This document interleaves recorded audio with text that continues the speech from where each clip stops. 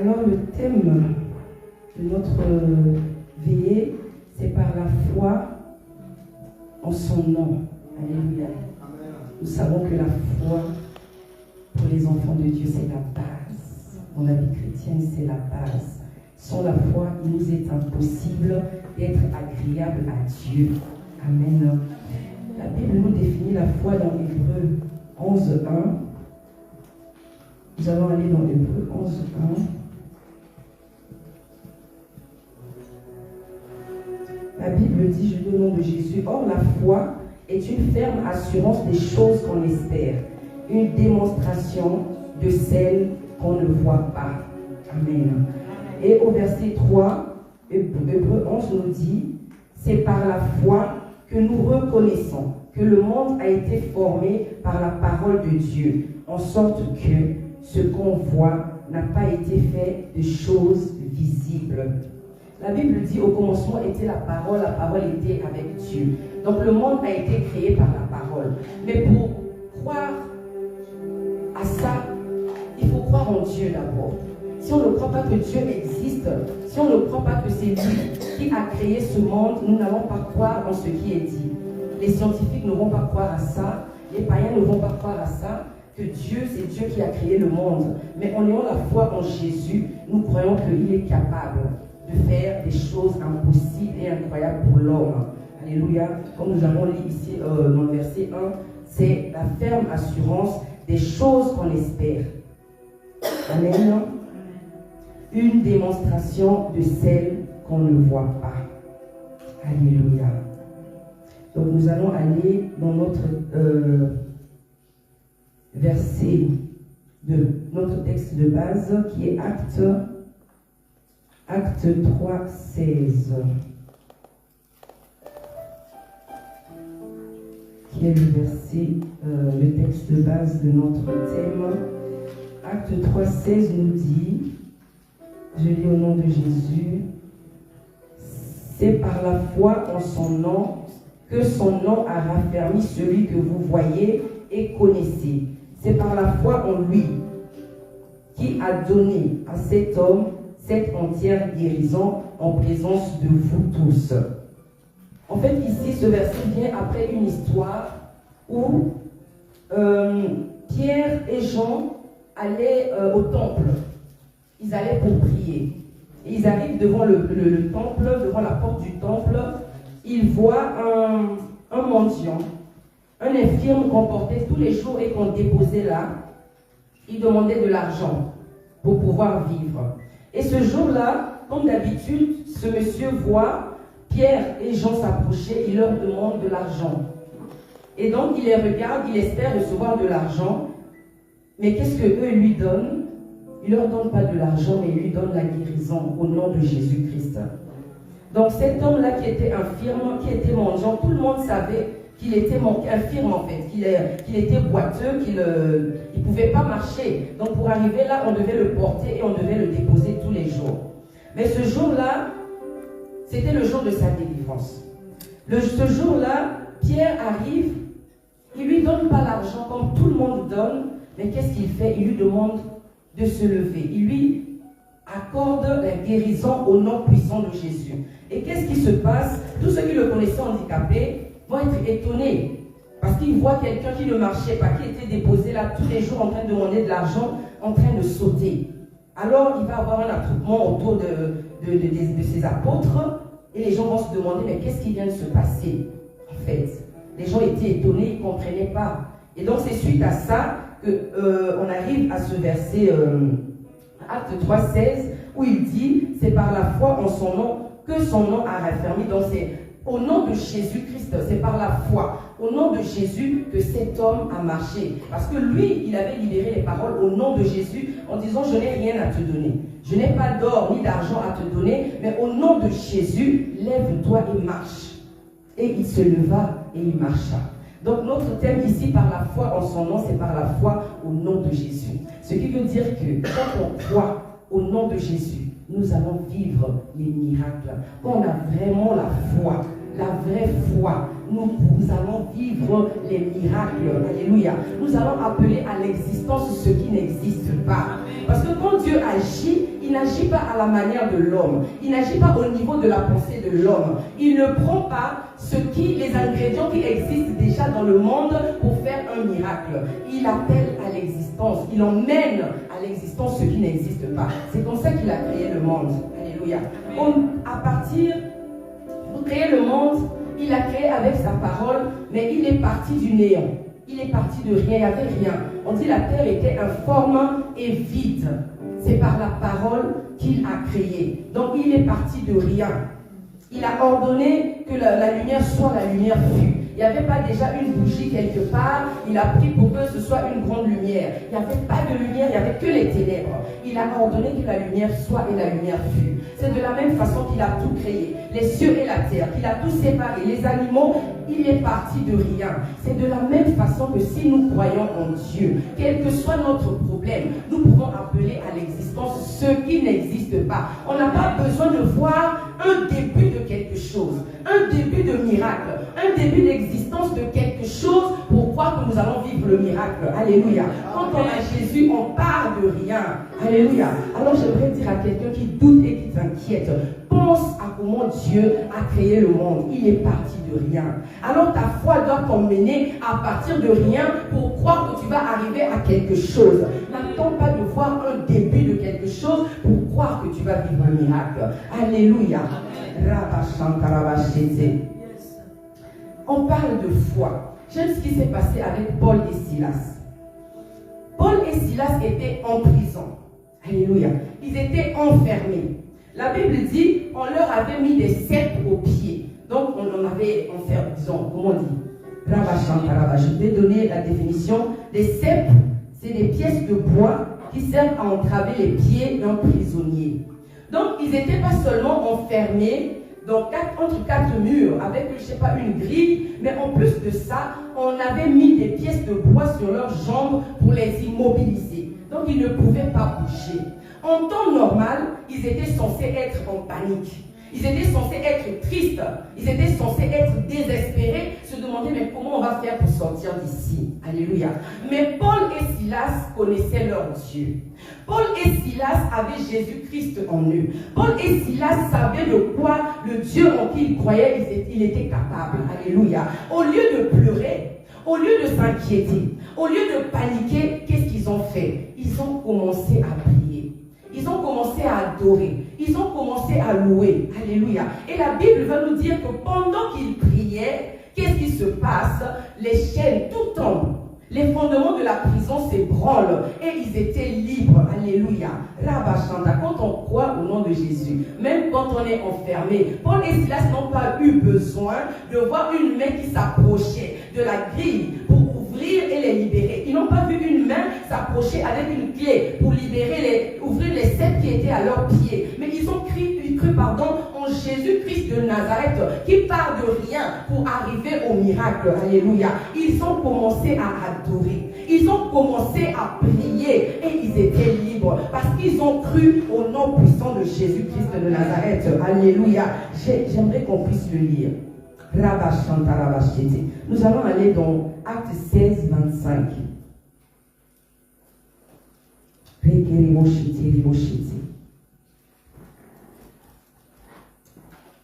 La Bible dit, vers le milieu de la nuit, Paul et Silas priaient et chantaient les louanges de Dieu, et les prisonniers les entendaient. Tout à coup, il se fit un grand tremblement de terre, en sorte que les fondements de la prison furent ébranlés. Au même instant, toutes les portes s'ouvrirent et les liens de tous les prisonniers furent rompus. Tout à l'heure, j'ai dit que Dieu n'agit pas au niveau de notre pensée. Il n'agit pas à la limite de nos attentes, mais il agit au-delà de ce qu'on peut penser. Alléluia.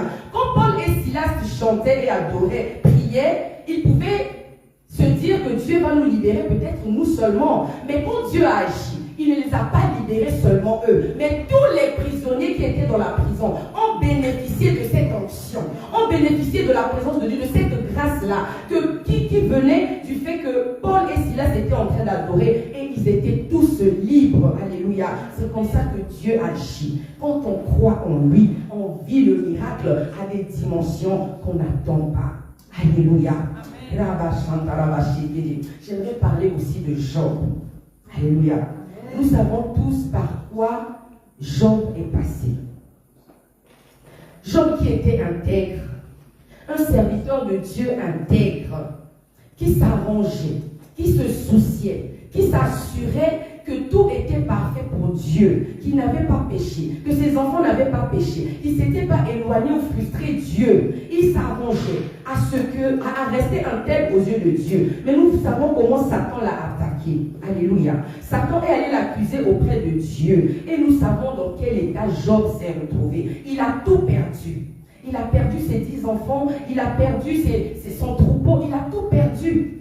Et le diable ne s'est pas arrêté là. Qu'est-ce qui s'est passé? Il était même lui-même devenu une plaie. De la tête aux pieds, il était pourri, frappé d'un ulcère malin. Alléluia.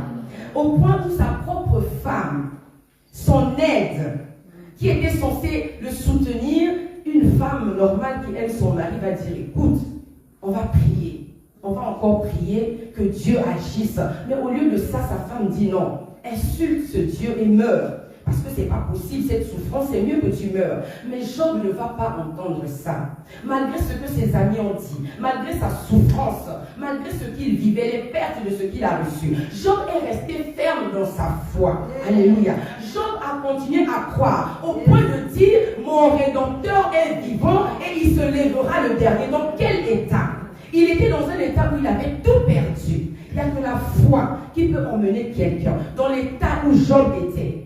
Avec toutes les pertes qu'il avait subies, de dire, mon Rédempteur est vivant, il se lèvera le dernier. Alléluia. J'aime la dernière phrase qu'il dit après ça. Nous allons aller dans Job 25.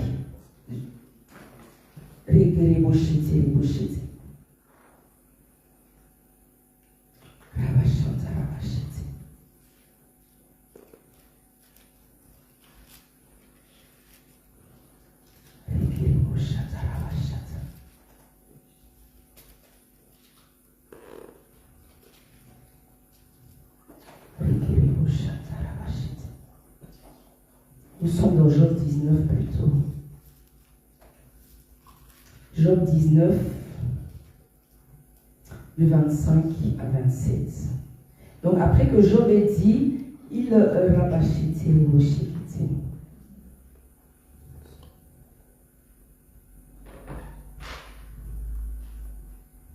Je ne retrouve pas mon verset.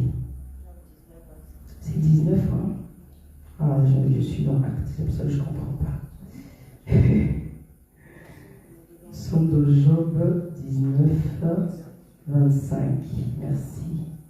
Donc ici, Job répond,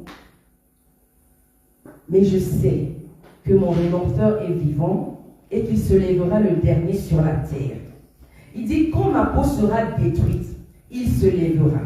Quand je n'aurai plus de chair, je le verrai. Je le verrai et il me sera favorable. Mes yeux le verront et non ceux d'un autre. Mon âme languit, c'est ça cette partie qui m'intéresse. Mon âme languit d'attente au-dedans de moi. Alléluia. Mon âme languit d'attente au-dedans de moi. Je sais que nous, souvent, quand c'est difficile, quand on perd complètement la foi, quand on n'arrive plus à gérer les situations de notre vie, qu'est-ce qu'on fait? On n'attend pas que Dieu agisse. Souvent, notre foi est tellement ébranlée qu'on dit, pourquoi je continue à vivre? C'est mieux que je ne vive plus. Je crois qu'à la place de Job, beaucoup d'entre nous, on aurait dit, Seigneur, prends ma vie. Que de vivre comme ça, je préfère que tu me prennes, que j'ai la paix. Nous serons allés dans la même pensée que la femme de Job qui a dit insulte Dieu et meurt. Alléluia. Mais Job ne fait pas ça. Quelle foi! Il dit mon Rédempteur est vivant, il se lèvera le dernier. Et à la fin il dit quoi? Il languit d'attente. Il attend ce moment-là. Donc il inhibe sa douleur, il oublie sa situation actuelle, tellement qu'il croit en son Dieu et qu'il sait en quoi il est capable. Il dit j'attends ce moment-là. Le moment où il va me restaurer. Ce moment où il va me rétablir. Il dit, j'attends, je languis d'attendre. Alléluia. C'est ça la foi. C'est ça la foi. foi. Et nous savons qu'à la fin, Job a été restauré, rétabli. Et tout ce qu'il avait perdu lui a été restauré au double. Alléluia. Nous avons aussi l'exemple de David. Alléluia.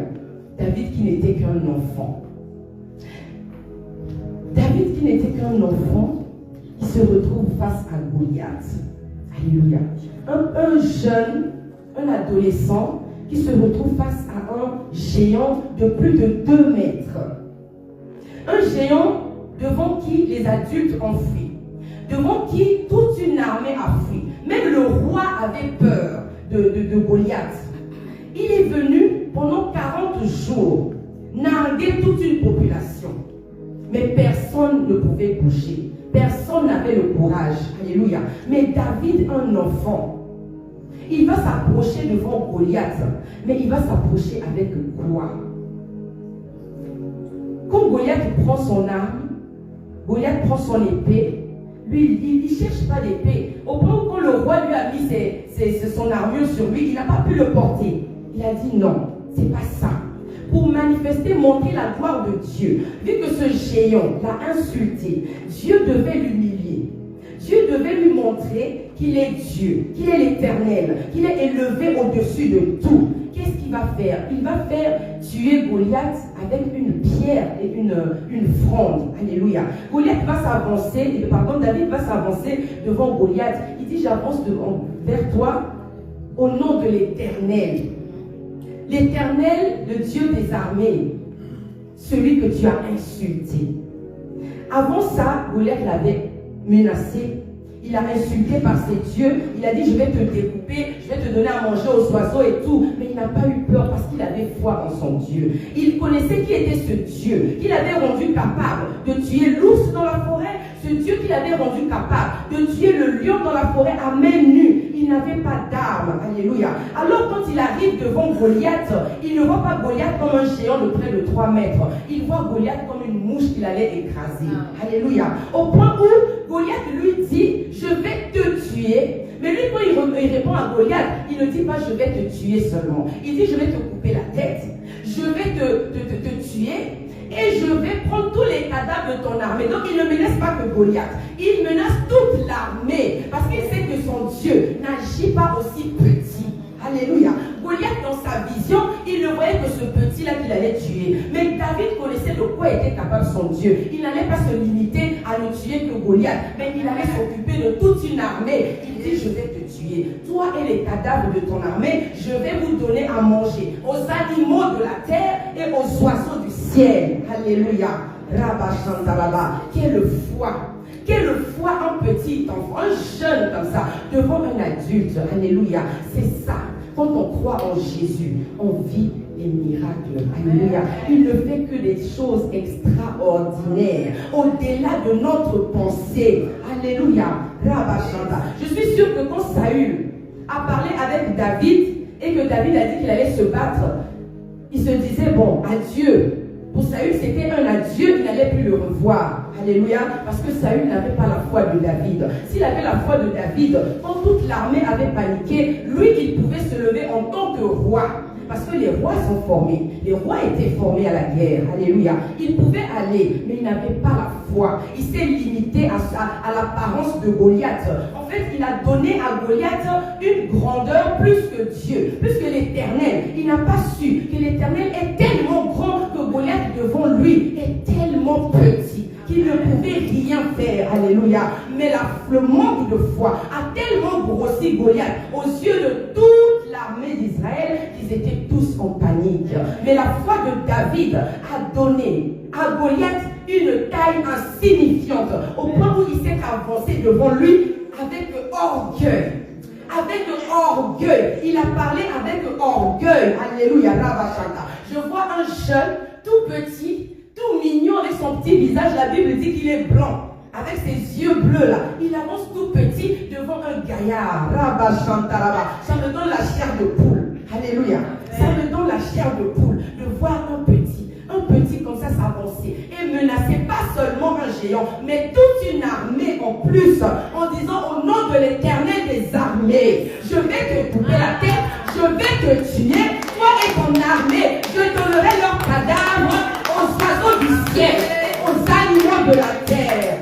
Alléluia. Que le Saint-Esprit de Dieu nous aide pour notre foi. Alléluia. Parce que nous ne connaissons pas notre Dieu. Nous paniquons parfois devant les épreuves. Nous désespérons. Alléluia. Nous ne connaissons pas ce Dieu. Si nous pouvons nous rappeler que tout ce qui existe a été créé par lui. Alléluia. Et qu'il est parti du néant. Et qu'il a créé l'homme. Toi et moi partant de la poussière de la terre. Alléluia. Il a pris la poussière de la terre qui n'est rien. Il a créé l'homme, il a insufflé dans ses narines. S'il est capable de faire ça, de quoi il ne sera pas capable? Qu'est-ce qu'il ne sera pas capable de faire dans ta vie, dans ma vie? Alléluia. Rien n'est impossible à lui. Alléluia. Rien n'est impossible à ce Dieu-là. Alléluia. Nous allons aussi parler d'Abraham. Nous savons souvent, ou nous allons remarquer, quand quelqu'un a duré dans la stérilité, qu'on est resté longtemps dans la stérilité, et qu'on arrive à avoir un enfant, comment on va le protéger? Comment cet enfant va être notre petit roi? Alléluia. Mais Abraham, il a eu son fils à quel âge? À 100 ans. Il a tellement attendu. Un jour, Dieu lui donne cet enfant. 30 ans après, il va lui demander de sacrifier cet enfant, de lui donner cet enfant. Il ne discute même pas. Pourquoi il ne discute pas? Parce qu'il se dit que ce Dieu-là, s'il a été capable de donner un enfant à une femme de 90 ans, à un vieillard comme moi, alléluia, il est capable de me donner un autre. S'il peut le reprendre, c'est pas grave.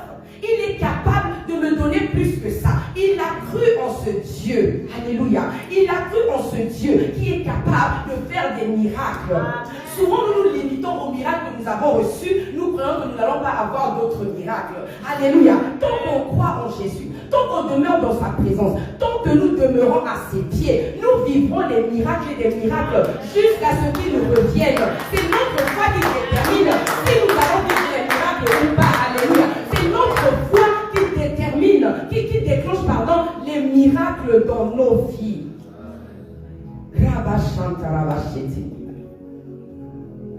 Comme a dit l'apôtre notre Père, une fois que ta foi va activer les mains de Dieu. Alléluia. Quand on croit, on active les mains de Dieu. On permet à Dieu d'agir dans nos vies. Alléluia. La Bible nous dit encore que Jésus est le consommateur de notre foi. J'aime donner cet exemple. Une fois, j'étais en train d'exhorter et je prends ce verset, je dis la foi est la nourriture de Jésus. Et je dis, essayons de voir. Ton Jésus est là. La Bible dit que la foi est sa nourriture. Nous, en tant qu'êtres humains, quand on ne mange pas, on est faible. Quand on fait des jeûnes et des jeûnes, on nous dit d'aller courir le marathon, je crois qu'on va dire non. Là, je ne peux pas. Amen. Donc, essaie de voir ton Jésus qui est affamé parce que tu ne l'as pas nourri avec ta foi, tu n'as pas de foi, tu ne crois pas en lui. Parce que quand tout va bien, nous croyons. Mais dès que ça commence à aller mal, nous commençons à douter. Le doute, c'est tout à fait le contraire de la foi. À partir du moment qu'on commence à douter, nous mettons fin à la foi. Alléluia. Alors ton Jésus, qui se nourrit de ta foi, à partir du moment que tu doutes, tu l'affames, il ne sait plus rien faire. Mais un Jésus qui est bien nourri, alléluia, dès qu'il y a un problème, avant même que toi tu ne sois au courant, il est déjà en activité. Il agit déjà, alléluia, parce qu'il est bien nourri, il est en forme, il a de la force, il a de l'énergie, il est prêt à intervenir. Alléluia, il est prêt à intervenir. Donc nous devons croire. Nous devons croire. À partir du moment que nous doutons, c'est vraiment l'image de ce qui s'est passé avec Pierre. Quand Jésus a marché sur l'eau, il a appelé Pierre, les disciples ont paniqué. En voyant Jésus marcher sur l'eau, en disant, mais attends, c'est un fantôme, ils se sont mis à crier. Mais quand Jésus leur dit, non, n'ayez pas peur, c'est moi, il les rassure. Et Pierre, qu'est-ce qu'il dit? Si c'est vraiment toi, ordonne que je vienne. Jésus a ordonné qu'il vienne, il a commencé à marcher. Il a cru. Mais dès que les vents se sont levés, qu'est-ce qui s'est passé? Il a douté, il a paniqué, il a commencé à s'enfoncer. C'est exactement ce qui se passe dans nos vies. Une fois qu'on est béni, une fois qu'on a vécu le miracle, yes, Jésus existe, il est tout puissant, il est capable de tout réaliser, rien ne peut m'atteindre. Mais dès qu'il y a quelque chose qui fait semblant de nous atteindre, on commence à se paniquer, on commence à s'interroger. Alors que quand tout se passait bien, en disant que 1000 tombent à mon côté, 10 000 à ma droite, je ne serai pas atteint. Mais dès que les vents vont se lever, alléluia, comme Pierre, nous allons paniquer, nous allons commencer à nous enfoncer. Alléluia. Au point où on aura même du mal à prier. Au point où on aura du mal à rester dans la présence de Dieu. Parce qu'on commence à douter. On se dit, mais attends, la parole dit que rien ne peut m'atteindre. Alléluia. Mais comment ça se fait que je vis cette situation? Le diable utilise notre faiblesse. Il utilise notre doute pour nous enfoncer, pour s'attaquer à notre foi. Alléluia. Il y a quelqu'un qui m'a posé la question, mais alors quand ça se passe mal, qu'est-ce qu'on doit faire? Mais justement, c'est quand ça se passe mal qu'on doit s'élever encore plus dans la prière, qu'on doit dire au diable que tu es un menteur. Alléluia. Que mon Rédempteur est vivant. Il se lèvera le dernier, quels que soient les vents, quelle que soit la tempête, quelles que soient les montagnes qui se lèvent contre moi. J'ai un Rédempteur qui va se lever le dernier. Alléluia. Et rien ne pourra m'atteindre. Alléluia.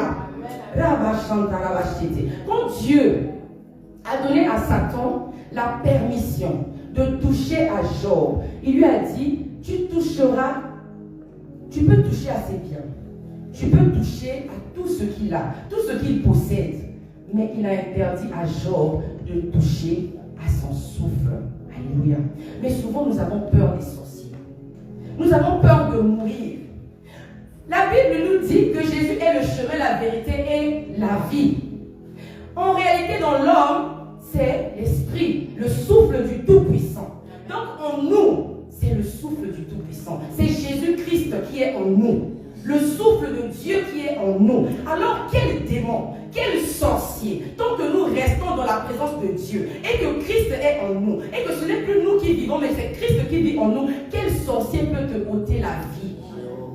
Il ne peut pas t'atteindre. Quel sorcier, quel Satan, celui qui a sa tête écrasée, qui a été précipité du ciel, est-ce que c'est lui qui pourra toucher au souffle qui est en toi, le souffle du Tout-Puissant? Il ne peut pas le faire. Alléluia. Souvent nous donnons beaucoup de pouvoir au diable, même le pouvoir qu'il n'a pas. Dans notre panique, oh c'est les sorciers. Ça c'est sûrement le diable qui est en train de faire. Ça c'est sûrement les sorciers de ma famille. Je dois me cacher. Je dois cacher ma grossesse. Je dois cacher mon travail. Je dois... Mais attends, est-ce que tu connais ton Dieu? Amen. Alléluia. La Bible te dit, quiconque se liguera contre toi tombera sous ton pouvoir. Dieu t'a donné le pouvoir de marcher sur les serpents, sur les scorpions, sur toute la puissance de l'ennemi. Toute la puissance de l'ennemi et rien ne pourra te nuire. Mais nous oublions ça souvent. Dès que ça ne va pas, on donne le pouvoir au diable. Alléluia. Devant le nom de Jésus, il n'est rien. Parce que ce nom-là, il n'y a pas d'autre nom qui peut s'élever au-dessus de ce nom. C'est le nom qui a été élevé, souverainement élevé, au-dessus de tous les noms, à la mention duquel tout genou fléchisse. Tout fléchit devant le nom de Jésus. Alléluia. Alors quand nous sommes dans les difficultés, quand les vents se lèvent, quand la tempête se lève, comme avec Pierre qui a commencé à marcher sur les eaux et qui a commencé à douter, nous devons nous rappeler que tant que nous avons Jésus en nous, tant que nous demeurons à ses pieds, alléluia, il n'y a rien, aucune montagne qui peut se lever au-dessus de ce nom. Il n'y a rien, parce que devant ce nom, à la mention de ce nom, tout genou fléchisse dans les cieux, sur la terre et sous la terre. Alléluia. Les hôtels de ta famille qui prient sur toi, qui réclament ta vie, fléchissent devant le nom de Jésus. La sorcellerie de ta famille fléchit devant le nom de Jésus. La stérilité fléchit devant le nom de Jésus. La pauvreté, la maladie, tout fléchit devant le nom de Jésus. Il n'y a rien. rien qui peut résister devant le nom de Jésus. Mais nous devons croire en ce nom. Alléluia. Comme dit notre thème, c'est par la foi en son nom que cet infirme-là a pu marcher. C'est par la foi au nom de Jésus, une foi puissante et active, une foi qui déplace les montagnes, une foi inébranlable, que nous pouvons vivre les miracles de Dieu et que nous pouvons faire fléchir tout ce qui peut s'opposer à nous, tout ce qui peut se lever contre nous. C'est par la foi au nom puissant de Jésus que nous serons victorieux. Alléluia. Est-ce qu'il y a quelqu'un qui a la foi ce soir? Est-ce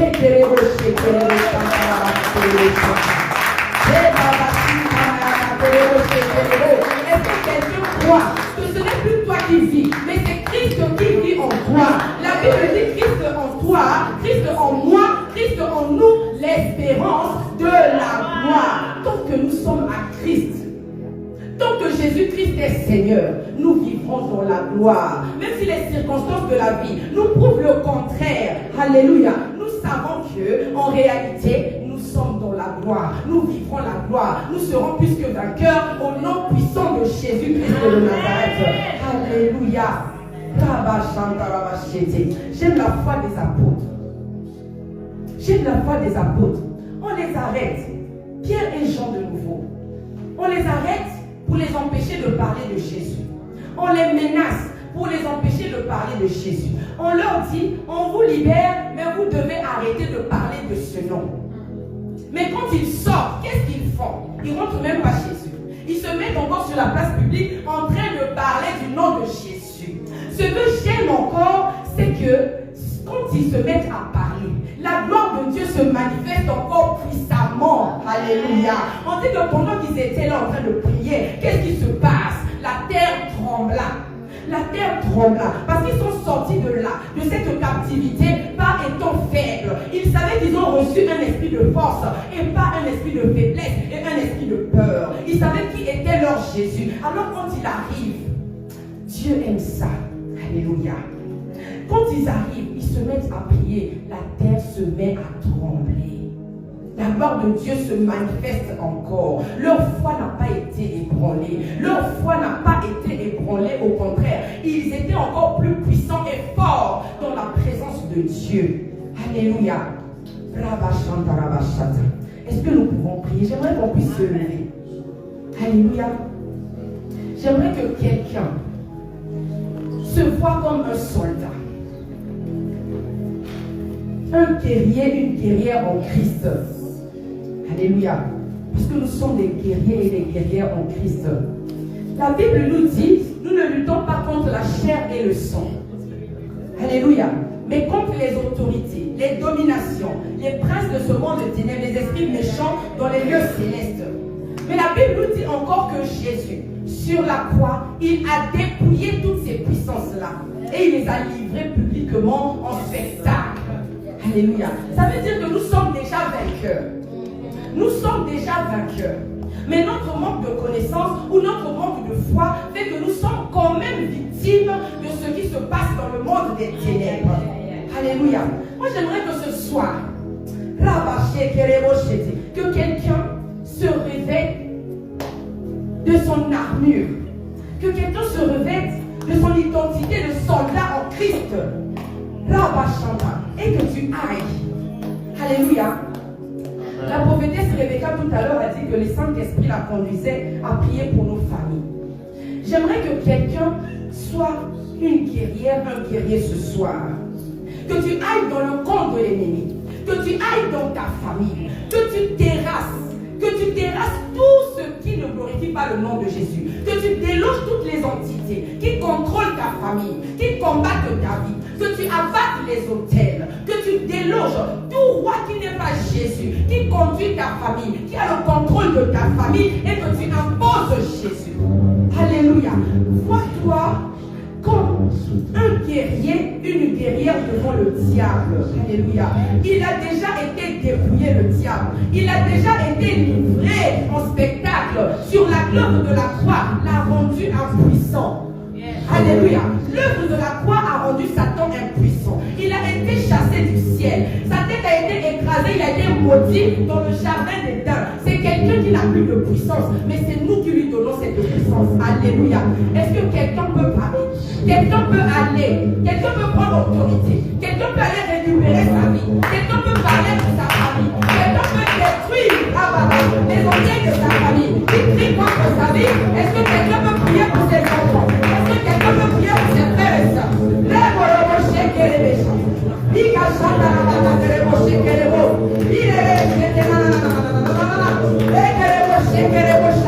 Seigneur, nous allons dans le procéder. En tant que guerrier et guerrière en Christ, nous allons déloger toutes les entités de nos familles qui contrôlent nos familles. Au nom puissant de Jésus, nous abattons les hôtels de Baal, tel que Gédéon l'avait fait dans sa famille, dans son village.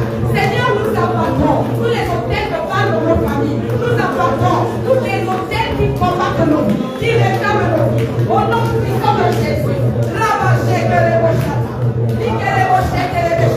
nous reprenons le pouvoir au maître de l'ennemi. Nous reprenons le pouvoir que nous avons donné au diable. Nous reprenons ce pouvoir. Nous le rendons à Jésus. Nous le rendons à Jésus. Nous incendions tous les temples de sorcellerie. Dans nos familles, c'est de lui. Nous incendions tous les temples de sorcellerie. Dans nos familles. Nous imposons Jésus dans nos vies. Nous imposons Jésus dans nos maisons. Nous imposons Jésus dans nos familles. Nous imposons Jésus. Seul le roi règne, Seigneur. Seul le roi règne en majesté. Dans nos familles, dans nos maisons. Est-ce que quelqu'un peut imposer Jésus? Est-ce que quelqu'un peut donner Jésus? Nous t'imposons dans nos familles. Nous t'imposons dans nos familles.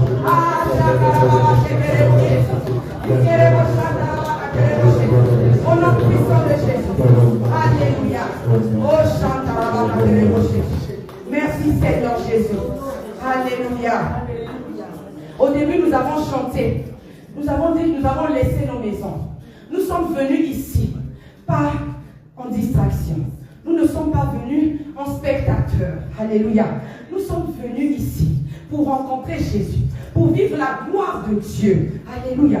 Alors j'aimerais que quelqu'un puisse se refuser. Chacun de nous connaît sa situation. Chacun de nous connaît ses difficultés. Chacun de nous connaît ses combats. Alors par la foi qui est en toi, la foi en Jésus qui est en toi, j'aimerais que quelqu'un puisse se refuser de retrouver la même situation quand tu vas rentrer chez toi.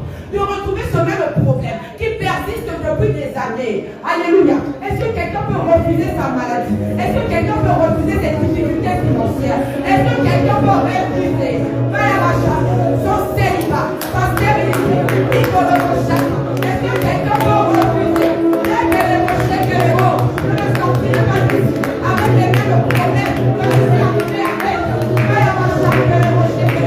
La Bible nous dit, venez à moi pour tout quelque charge. Je vous donnerai du repos. Est-ce que quelqu'un peut se recharger? Est-ce que quelqu'un peut déposer ses fardeaux, ses venus et repartir déchargé? Au nom de Jésus, ramasser les rochers. Et que les rochers, ramasser les rochers. Ramasser les rochers. Jésus, dis que les rochers pardon. Je ne retourne pas chez moi avec ses pardons. Je ne retourne pas chez moi. Là, on me avec ses mêmes difficultés, avec ses mêmes difficultés. Je les dépose au Seigneur. Je sors d'ici des chassés. Là, on va y chanter. Et les rochers, les rochers. Il y a les rochers, ça va y avoir.